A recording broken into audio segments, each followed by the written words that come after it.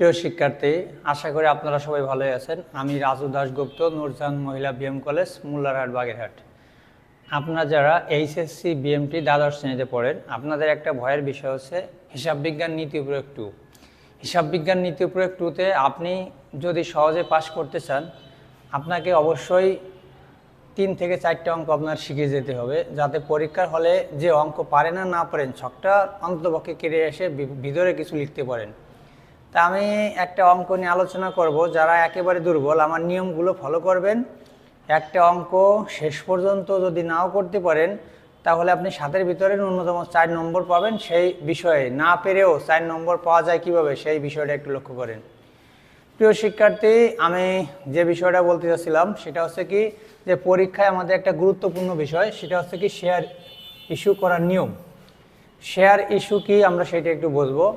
যে আমরা প্রাথমিক পর্যায়ে একটা কোম্পানির ক্ষুদ্রতম অংশ হচ্ছে কি শেয়ার। একটা কোম্পানির মূলধনকে ক্ষুদ্র ক্ষুদ্র অংশে ভাগ করার এটা হচ্ছে কি শেয়ার। এই শেয়ারটা আমার দেখা যাচ্ছে কি যে একটা কোম্পানির মূলধন আছে 1 কোটি টাকা, আমরা এটা 10,000 ভাগে ভাগ করব। এর একটা খণ্ড আছে কি শেয়ার। যাই হোক, সর্বশেষ কথা হচ্ছে কি, শেয়ার ইস্যুর অঙ্কে কী কী পরীক্ষা আসতে পারে। আসতে পারে কি জাবেদা দাখিলা, আসতে পারে কি ব্যাংক হিসাব, আসতে পারে কি উদ্ধৃতপত্র। তবে ম্যাক্সিমাম সময় পরীক্ষায় ব্যাংক হিসাব পরীক্ষা আসে না। আপনাদের পরীক্ষায় কম্পালসারি থাকে হচ্ছে জাবেদা দাখিলা আর উদ্ধৃতপত্র। একটা অঙ্কে বলা থাকবে যে একটা কোম্পানি এত শেয়ার অনুমোদন আনছে, এত শেয়ার ইস্যু করছে, এত শেয়ার বিলি করছে, এরপরে বিভিন্ন কিস্তিতে সে টাকাগুলো আদায় করে থাকে। একটা শেয়ার বাজারে যদি ছাড়তে হয়, প্রাথমিক অবস্থায় প্রথমে নিবন্ধন করতে হয়, নিবন্ধন অর্থাৎ অনুমোদন আনতে হয়। অনুমোদন আনার পরে সেই শেয়ার বাজারে ইস্যু করতে হয়, বাজারে ছাড়তে হয়। বাজারে যে শেয়ার ছাড়বো সেই শেয়ার অনুযায়ী যারা সংগ্রহ করবে, শেয়ার যারা সংগ্রহ করবে, তারা আমাদের কাছে আবেদন করবে। আবেদন করার পরে আমরা চাহিদা অনুযায়ী আমরা বিলি করব। যদি 10,000 শেয়ারের চাহিদা থাকে, আমরা 10,000 শেয়ার যদি আমাদের স্টকে থাকে, আমরা 10,000 শেয়ার বিলি করব। পরবর্তীতে আমরা টাকাগুলো প্রথমবার এবং দ্বিতীয়বার কল করে আমরা টাকাগুলো তাদের কাছ থেকে নেওয়ার ব্যবস্থা করব। একটা শেয়ার ক্রয়ের জন্য যাবতীয় যত টাকা, সব টাকা একবারে না দিলেও হয়। তবে একটা শেয়ারের দাম যদি 100 টাকা হয়, অনেক সময় দেখা যাচ্ছে কি আবেদনের সময় কিছু টাকা পেমেন্ট করে থাকে, আবন্টনের সময় কিছু টাকা পেমেন্ট করে থাকে, প্রথম তলবের সময় কিছু টাকা পেমেন্ট করে থাকে, শেষ তলবের সময় কিছু টাকা পেমেন্ট করে থাকে। আমি প্রাথমিক অবস্থায় এই সব বিষয় নিয়ে আমি একটু আলোচনা করব। যে আমাদের প্রথমে যদি আমরা একটা শেয়ার বাজারে ছাড়ি, তাহলে কিভাবে আবেদন করব, কিভাবে কি করব। আপনি আমার কোম্পানি রাজু অ্যান্ড কোংয়ের যদি শেয়ার ক্রয় করতে চান, তাহলে প্রাথমিক অবস্থায় আপনাকে আমার শেয়ার ক্রয়ের জন্য শেয়ারের ন্যূনতম একটা আবেদন ফি আছে, আবেদন ফি দিয়ে আপনার আবেদন করতে হবে শেয়ার ক্রয়ের জন্য। 100 টাকা যদি শেয়ারের প্রাইস থাকে, আমি যদি আমার কোম্পানি শেয়ার ক্রয়ের জন্য আপনাকে বলি যে আপনি আবেদন করতে হলে 20 টাকা জমা দিয়ে আপনার আবেদন করতে হবে, তাহলে আপনি 20 টাকা জমা দিয়ে আপনি আবেদন করলেন। আবেদন করার প্রেক্ষিতে আপনার শেয়ার যখন আমি আবেদন করবেন, তখন একটা জাবেদা দাখিলায় যদি অন্তর্ভুক্ত করেন, তাহলে দুটো জাবেদা হবে। ফার্স্ট জাবেদা হবে কি, যে আপনি যখন শেয়ার বাজারে ছাড়বেন, তখন আপনার জাবেদা দাখিলা, জাবেদা ছক তো আপনারা জানেন যে তারিখ, বিবরণ, খতিয়ান পৃষ্ঠা, ডেবিট টাকা, ক্রেডিট টাকা। তা প্রথম আছে কি, আপনি আবেদনের টাকা প্রথমে পেয়ে যাবেন। আপনি আবেদন যখন করবেন, তখন কিন্তু টাকার বিনিময়ে আপনার আবেদন করতে হবে। এর জন্য টাকা যখন আমি পেয়ে যাব, তখন জাবেদা হবে কি, আমি আমার কোম্পানির হিসাব আমি করছি, আপনার হিসাব আমি কিন্তু করছি না। আপনি যখন জাবেদা করবেন, তখন মনে করবেন কি যে আপনার যে কোম্পানি উপরে নাম লেখা আছে, ওই কোম্পানিটা কি আপনার। তাহলে আপনি আবেদন করছেন আমার কোম্পানিতে, টাকাটা আমি পাচ্ছি, সেটা আমি চিন্তা করব। এই জন্য আমি টাকাটা পাচ্ছি কিসের মাধ্যমে, ব্যাংকের মাধ্যমে। এই জন্য প্রথমে আমরা জাবেদা লিখছি কি, ব্যাংক হিসাব ডেবিট, শেয়ার আবেদন হিসাব কি ক্রেডিট। কারণ কি, আমরা শেয়ার যখন আবেদন ছাড়বো, তখন আপনি যখন আবেদনের টাকা দেবেন, তখন আমার টাকা বাড়বে। এই জন্য ব্যাংক হিসাব ডেবিট হবে, আর শেয়ার আবেদন হিসাব কি হবে, ক্রেডিট হবে। এই জাবেদায় যখন আপনি করবেন কি, যে শেয়ারের টাকা যখন মূলধন হিসেবে স্থানান্তর করবেন, তখন জাবেদা হবে আপনার শেয়ার আবেদন হিসাব ডেবিট, শেয়ার আবেদন হিসাব কি ডেবিট, শেয়ার মূলধন হিসাব কি ক্রেডিট। দেখা যাচ্ছে কি আপনার শেয়ার আপনি আবেদন ছাড়ছেন 10,000 শেয়ার, আপনার 10,000 শেয়ার আবেদনের প্রেক্ষিতে 10,000 জন আপনি বাজারে ছাড়ছেন 10,000 শেয়ার, কিন্তু 10,000 শেয়ার ক্রয়ের জন্য 10,000 লোক আবেদন ফেলছে, সেই ক্ষেত্রে মূলধন হিসেবে 10,000 শেয়ারই যাবে। কিন্তু দেখা যাচ্ছে কি যে অনেক সময় দেখা যায় যে 10,000 শেয়ার যদি বাজারে ছাড়ি, অনেক সময় দেখা যায় 12,000 শেয়ারে আবেদন পড়ে। তা 12,000 শেয়ারে যদি আবেদন পড়ে, সেই ক্ষেত্রে আমরা যদি আবন্টনের সাথে সমন্বয় করি, তাহলে সেই ক্ষেত্রে আবন্টনের সাথে আমরা যে শেয়ার অন্তর্ভুক্ত করবে সেই শেয়ার লিখবো, আর ব্যাংক হিসাবের সাথে বাকি শেয়ার লিখবো। অর্থাৎ যে শেয়ার আমরা বাজারে ছাড়বো সেই শেয়ার থেকে যদি বেশি শেয়ার আমরা আবেদন পেয়ে থাকি, সেই টাকা যদি ফেরত দিয়ে থাকি তাহলে ব্যাংক হিসাব হবে, আর যদি আমরা বন্ডের সাথে সমন্বয় করি তাহলে বন্ডের হিসাব হবে। তাহলে আমাদের আবেদনের জন্য দাঁড়ালো কি যে ব্যাংক হিসাব ডেবিট, শেয়ার আবেদন ক্রেডিট, শেয়ার আবেদন ডেবিট, মূলধন হিসাব ক্রেডিট। আর যদি ফেরত দিই বা ব্যাংকের সাথে সমন্বয় করি তাহলে সেক্ষেত্রে এই আবেদনটা হয়ে থাকবে।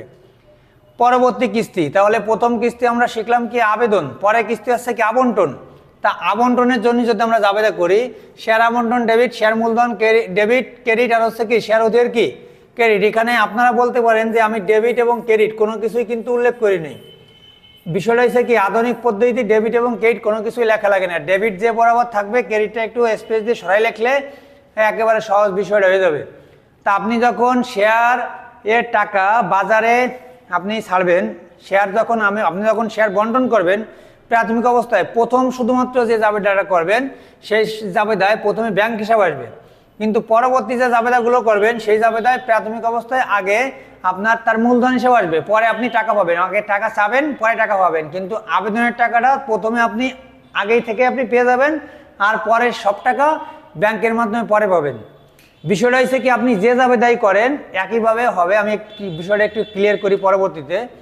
আপনার শেয়ারের দাম হচ্ছে 100 টাকা, চাহিদা যখন বেশি হয় তখন শেয়ারের দাম হয়ে যায়, দেখা যাচ্ছে বন্টনে 120 টাকা হয়ে যায়, অনেক সময় দেখা যায়। শেয়ারের দাম যদি বেশি হয় তাহলে শেয়ারের টাকা হয় অধিকার, আর যদি শেয়ারের দাম যে মূল্যে আমরা বাজারে ছাড়ি তার থেকে যদি কম মূল্যে বিক্রি হয় তাহলে সেটা হচ্ছে অবহার। অবহার এবং অধিকার যদি থাকে তাহলে আমরা সবসময় জন্য আবন্টনের সাথে লেখার চেষ্টা করব। যদি অবহার থাকে তাহলে শেয়ার আবন্টন ডেবিট হবে, শেয়ার অবহার ডেবিট হবে, শেয়ার মূলধন ক্রেডিট হবে। আর যদি অধিকার থাকে তাহলে শেয়ার আবন্টন ডেবিট হবে, শেয়ার মূলধন হিসাব কী হবে ক্রেডিট হবে, শেয়ার অধিকার হিসাব ক্রেডিট হবে। এরপরে জাবেদায় আমরা টাকা চাইছি, পরবর্তীতে আমরা টাকা পাবো, তাহলে টাকা যদি পাই তাহলে ব্যাংক হিসাব ডেবিট, আবন্টন হিসাব ক্রেডিট। সেমভাবে পরের জাবেদায় প্রথম তলব যদি জারি করি তাহলে শেয়ার প্রথম তলব ডেবিট, মূলধন হিসাব ক্রেডিট।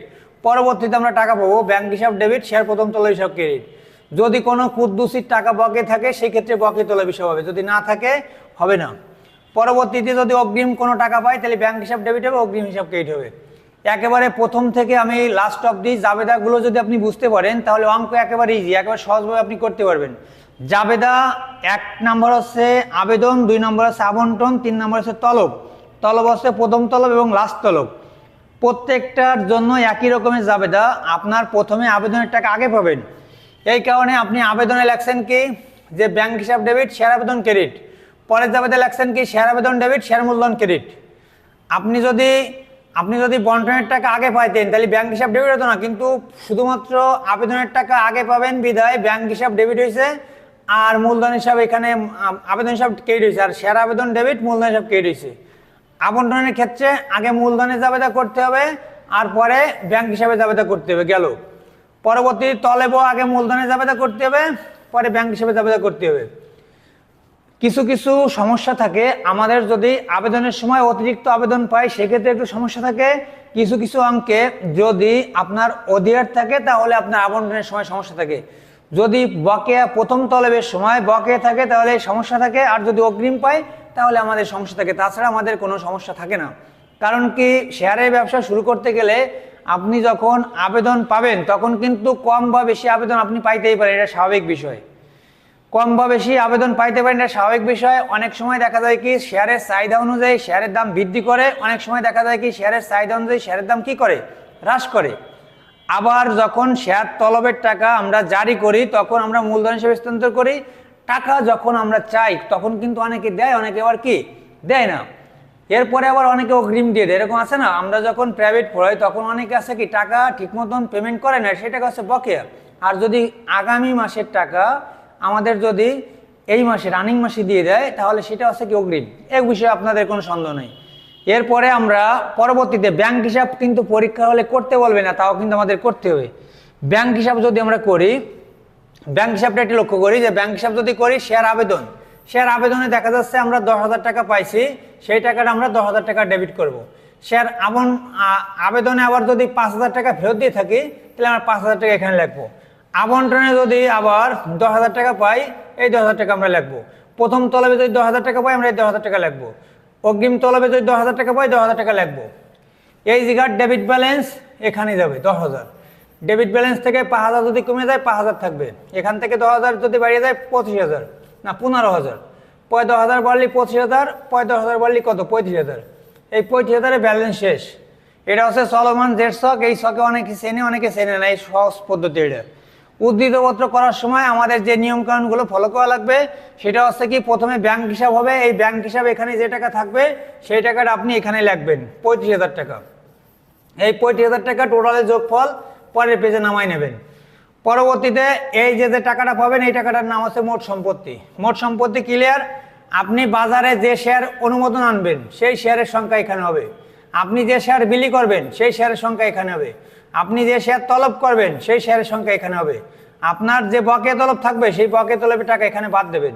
অগ্রিম তলব থাকলে সেই অগ্রিম তলবের টাকা এখানে লিখবেন। সর্বোপরি কথা হচ্ছে কি, এই সম্পত্তি এবং এই দায় যদি সম্পূর্ণ হয় তাহলে বুঝবেন কি আপনার অঙ্কটা হয়েছে। তাহলে একটা অঙ্ক আমি যে রুলটুকু এখানে দিছি, আপনি এই রুলটুক টোটালি মুখস্থ করেন। পরীক্ষার হলে টাকা পয়সা যদি বোঝেন লেখেন, আর না বুঝলে মোটামুটি ভুল বা লিখে দিয়েছেন। উপরে কোম্পানির নাম ঠিক রাখবেন। দেখা যাচ্ছে কি যে কোম্পানি থাকবে সেই কোম্পানির নাম উপরে ঠিক রাখবেন, যে ABC লিমিটেড এর জাবেদা দাখিলা, ঠিক আছে। এরপরে ব্যাংক হিসাবে লিখবেন যে ABC লিমিটেড জাবেদা দাখিলা। ব্যাংক হিসাব ABC লিমিটেড উদ্ধৃতপত্র 2022 সালের 31 সমাপ্ত বছরের জন্য। তবে একটা কথা আছে, আপনারা ছকও কাটতে পারেন না, ঘোড়ার ডিমও, আর ভিতরে কি লিখবেন তাও পারেন না, কারণ কি আপনারা সব কিছুই জানেন না। সর্বোপরি কথা হচ্ছে কি যে নিয়মগুলো মুখস্থ করেন। মুখস্থ করার পরে হলে যে বমি করে দেন। যদি অঙ্ক না মেলে তাও স্যাররা, আমরা তো দেখবো খাতা, আমরা 3-4 খুশিয়ে দিয়ে দেবো। পাস করতে তো বেশি নম্বর লাগে না, লাগে 15। পরবর্তীতে আমার এই ক্লাস যদি আপনারা বুঝতে চান ক্লিয়ারভাবে, আমার আর 3টে ভিডিও দেখবেন। একেবারে কোনো স্যার ওপেনে আপনারা কেউ বুঝতে পারবেন না, ভিডিও দেখলে আপনি বুঝে যাবেন। আমার কথাটা কি বুঝতে পারছেন? ধন্যবাদ সবাই ভালো থাকবেন। পরবর্তী ভিডিওর জন্য অপেক্ষা করেন।